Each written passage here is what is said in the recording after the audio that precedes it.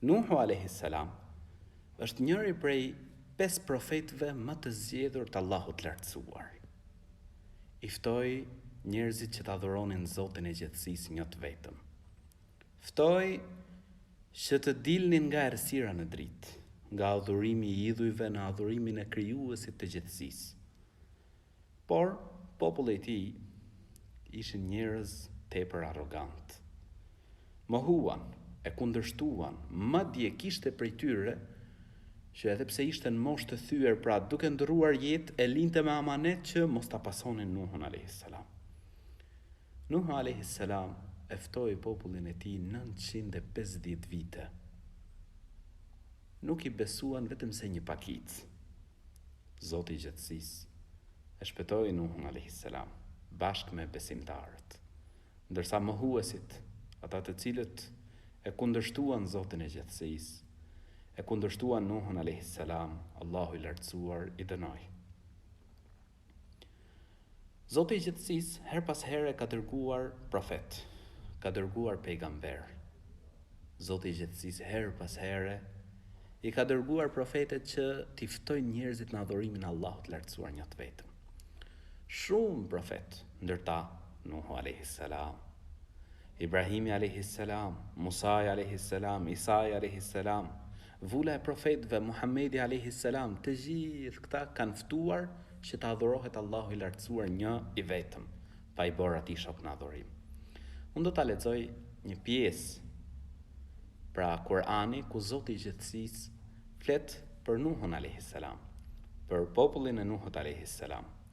A'udhu billahi minash shaitanir rajim. Bismillahir rahmanir rahim.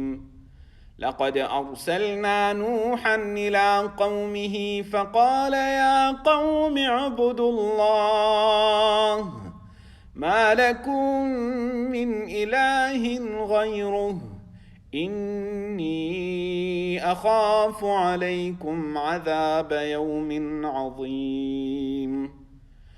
قال الملأ من قومه إنا لنراك في ضلال مبين.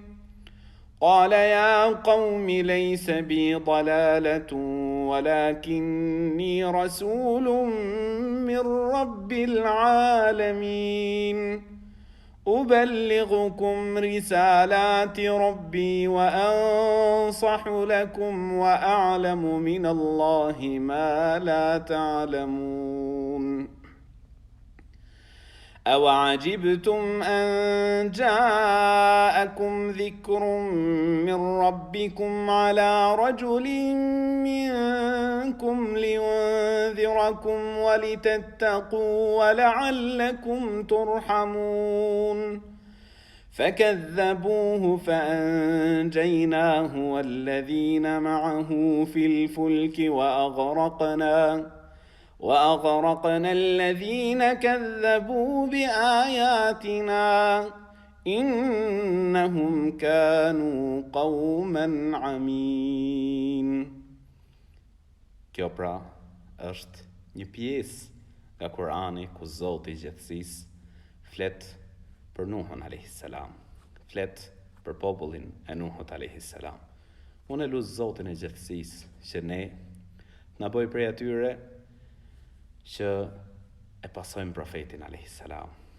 I zbatojmë porositë të madhit Zot, e adhurojmë Allahun e lartësuar, ndjekim dhe pasojmë profetin ton Muhammedin a.s.